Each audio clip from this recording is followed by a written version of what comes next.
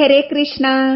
ശ്രീമദ് ഭഗവത്ഗീത അധ്യായം 4 ജ്ഞാനകർമ്മ സന്യാസ യോഗം. ശ്ലോകങ്ങൾ 3, 4, 5.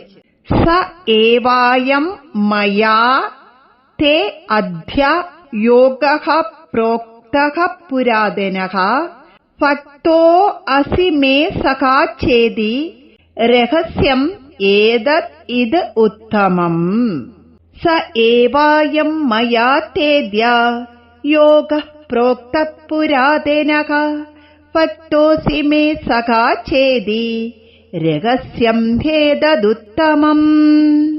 ഭഗവാൻ അർജുനനോട് പറയുകയാണ്, അർജുന, ഒരു കാലത്ത് പരമ്പരയാ കൈമാറി വന്ന യോഗം ലോകത്തിന് നഷ്ടപ്പെട്ടെങ്കിലും ഇപ്പോൾ അത് തന്നെയാണ് ഞാൻ വീണ്ടും നിനക്ക് ഉപദേശിക്കുന്നത്. ഇത് വളരെ ശ്രേഷ്ഠവും രഹസ്യവുമാണ്. എങ്കിലും എന്റെ പ്രിയമിത്രമെന്ന നിലയ്ക്കും എന്റെ അചഞ്ചലനായ ഭക്തൻ എന്ന നിലയ്ക്കും നിന്നിൽ നിന്ന് ഇത് മറച്ചുവെക്കുവാൻ എനിക്കാവില്ല. യുദ്ധം ആസന്നമായിരിക്കുന്നുവെന്നും യുദ്ധപടഹങ്ങൾ മുഴങ്ങിക്കഴിഞ്ഞുവെന്നും ഞാൻ ഓർമ്മിക്കായികയല്ല അർജുന. എങ്കിലും സ്നേഹത്തിന്റെയും ഭക്തിയുടെയും മൂർത്തിമദ്ഭാവമായ നിന്നോട് പരമരഹസ്യമായ യോഗതത്വം തന്നെ ഞാൻ പറഞ്ഞു തരികയാണ്. ഈ കർമ്മയോഗം എന്റെ ജീവിതത്തിന്റെ തന്നെ മഹാരഹസ്യമാണ്. തന്റെ പരമഭക്തനായതുകൊണ്ടാണ് ഭഗവാൻ അർജുനനെ ഈ യോഗശാസ്ത്രം അഭ്യസിക്കാൻ ഉത്തമ അധികാരിയായി സ്വീകരിച്ചത്. അർജുനനെ പോലെ ഭക്തിപൂർവം സ്വീകരിക്കാനൊരുങ്ങുന്ന പരമ്പരകൾക്ക് ഈ ശാസ്ത്രം കൈമാറണമെന്നാണ് ഭഗവാൻ പറയുന്നത്. ഭഗവാന് ഈ ശാസ്ത്രം കൈമാറുന്നവരെ ഭയങ്കര ഇഷ്ടാണത്രേ. ഹരേ കൃഷ്ണ. അപ്പോൾ അർജുനൻ ചോദിക്കുകയാണ്, അർജുന ഉവാച അപരം ഭവതോ ജന്മ പരം ജന്മ വിവസ്വതഃ കഥമേതദ്വിജാനീയാം ത്വമാദൗ പ്രോക്തവാനിതി. അപരം ഭവതോ ജന്മ പരം ജന്മ വിവസ്വതഃ കഥമേതദ്വിജാനീയാം ത്വമാദൗ പ്രോക്തവാനിതി. അപ്പോൾ അർജുനൻ ഭഗവാനോട് ചോദിക്കുകയാണ്, ഭഗവാനെ, അങ്ങ് വിവസ്വാൻ ഈ ശാസ്ത്രം ഉപദേശിച്ചുവെന്ന് പറഞ്ഞല്ലോ. ദേവകീനന്ദനായ അങ്ങ് ഇപ്പോൾ എന്റെ മുന്നിൽ നിൽക്കുന്നത് എനിക്കറിയാം. ഈ വിവസ്വാനും വൈവസ്വതമനുവും ഇക്ഷ്വാകുവുമൊക്കെ ഏത് കാലത്ത് ജീവിച്ചിരുന്നവരാണ്? അവരുടെ ജീവിതകാലം കഴിഞ്ഞിട്ട് 1000 ആണ്ടുകൾ തന്നെ കടന്നുപോയില്ലേ? ദേവകീനന്ദനായ അങ്ങ് പിറന്നത് അടുത്ത കാലത്താണെന്നും ആർക്കും അറിയാവുന്നതാണല്ലോ. ആ സ്ഥിതിക്ക് അങ്ങ് പണ്ടു വിവസ്വാൻ ഇത് ഉപദേശിച്ചു എന്നൊക്കെ പറഞ്ഞാൽ ഞാൻ എങ്ങനെയാണ് കൃഷ്ണ വിശ്വസിക്കുന്നത്?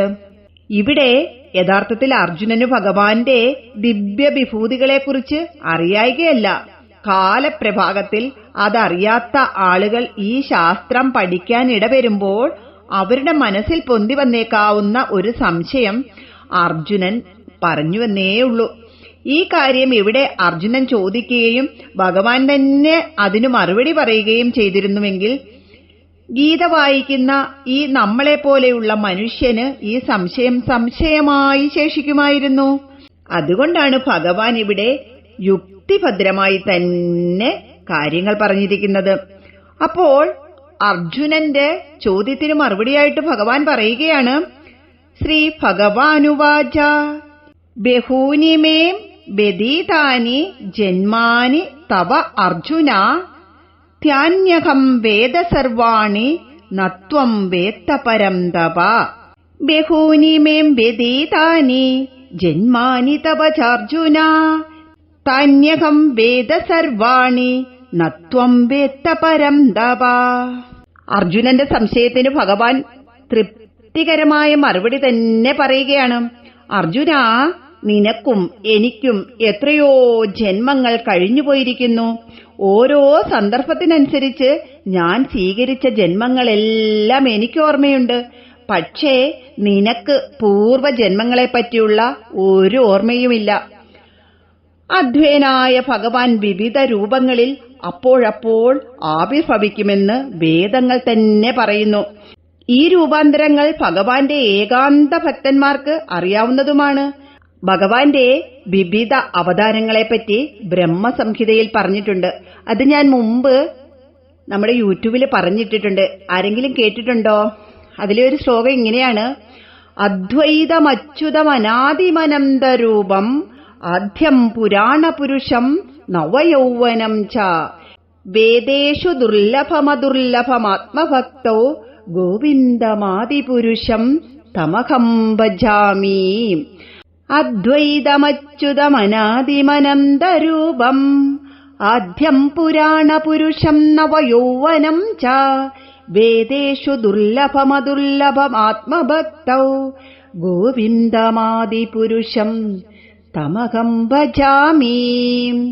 അദ്വയനും ആദ്യനും അച്യുതനും അനാദ്യനും അനന്തരൂപനും നവയൗവനയുക്തനുമായ ഗോവിന്ദന്റെ സച്ചിദാനന്ദ വിഗ്രഹം ദുർഗ്രഹമാണ്. വിശുദ്ധ ഭക്തന്മാർക്കെന്നും പ്രത്യക്ഷമായ ആദിപുരുഷനെ ഞാൻ എപ്പോഴും ഭജിക്കുന്നു. ഭഗവാന്റെ സന്തത സഹചാരികളാണ് അർജുനനെ പോലെയുള്ള ഭക്തന്മാർ. ഭഗവാന്റെ അവതാരകാലത്ത് ഭഗവത് സേവയ്ക്കായി ഇത്തരം ഭക്തന്മാരും ഒപ്പം ഉണ്ടാകാറുണ്ട്. 1000 ആണ്ടുകൾക്ക് മുമ്പ് ഭഗവാൻ വിവസ്വാന് യോഗമാർഗോപദേശം ചെയ്യുമ്പോഴും അർജുനൻ മറ്റൊരു രൂപത്തിലുണ്ടായിരുന്നു. ആ സന്ദർഭം ഭഗവാൻ ഓർമ്മയുണ്ട്. പക്ഷേ അർജുനന് പൂർവജന്മത്തിലെ ഒരു കാര്യവും ഓർമ്മയില്ല. അതാണ് നമ്മൾക്കും കഴിഞ്ഞുപോയ ഒരു ജന്മത്തിലെയും കാര്യങ്ങൾ ഓർമ്മയില്ലാത്തത്. എത്ര ദിവ്യനായാലും ആരും തന്നെ ഭഗവത് ചൈതന്യത്തിന് തുല്യനാകുന്നില്ല. ജീവാത്മാവും ഭഗവാനും ഒരു വിധത്തിലും തുല്യരാവുക സാധ്യമല്ല. പരമാത്മാവായ ശ്രീകൃഷ്ണ ഭഗവാനും അതിന്റെ വിഭിന്നാംശമായ ജീവാത്മാവും തമ്മിലുള്ള വ്യത്യാസമാണ് ഇവിടെ വ്യക്തമായി പറയുന്നത്. 3 ശ്ലോകങ്ങളും നമുക്ക് ഒന്നിച്ച് ജപിച്ചിട്ട് അതിന്റെ വാക്കർത്ഥം കൂടി നോക്കാം. സ ഏവായം മയാ തേധ്യ യോഗ പ്രോക്ത പുരാതനഃ ഭക്തോസി മേ സഖാ ചേതി രഹസ്യം ഖേദദുത്തമം അപരം ഭവതോ ജന്മ പരം ജന്മ വിവസ്വതഃ കഥമേതദ്വിജാനീയാം ത്വമാദൗ പ്രോക്തവാനിതി ബഹൂനി മേം വ്യതീതാനി ജന്മാനി തവ ചാർജുന താന്യഹം വേദ സർവാണി നത്വം വേത്ത പരം തപ.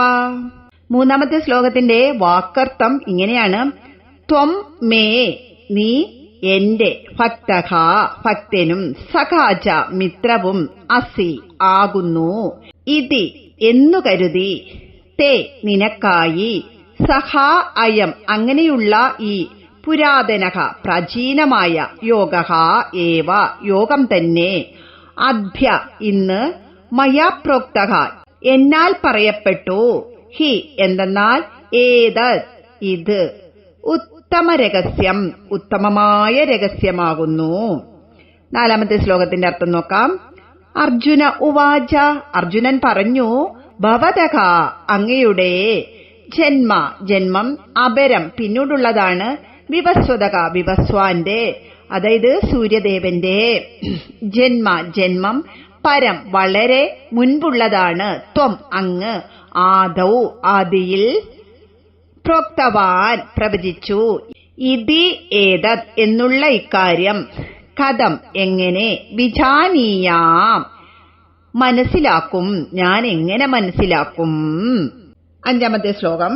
ശ്രീ ഭഗവാനുവാച ഭഗവാൻ പറഞ്ഞു, അർജുന ഹേ അർജുന, മേ എനിക്കും, തവജ നിനക്കും, ബഹൂനി ജന്മാനി അനേകം ജന്മങ്ങൾ, വ്യതീതാനി കഴിഞ്ഞുപോയി, താനി സർവാണി അവയെല്ലാം, അഹം വേദ ഞാൻ അറിയുന്നു അതായത് ഞാൻ ഓർക്കുന്നു, പരം തപ ഹേ ശത്രുപീഡകനായ അർജുന, ത്വം നീ, നവേത്ത അറിയുന്നില്ല അല്ലെങ്കിൽ ഓർമ്മിക്കുന്നില്ല.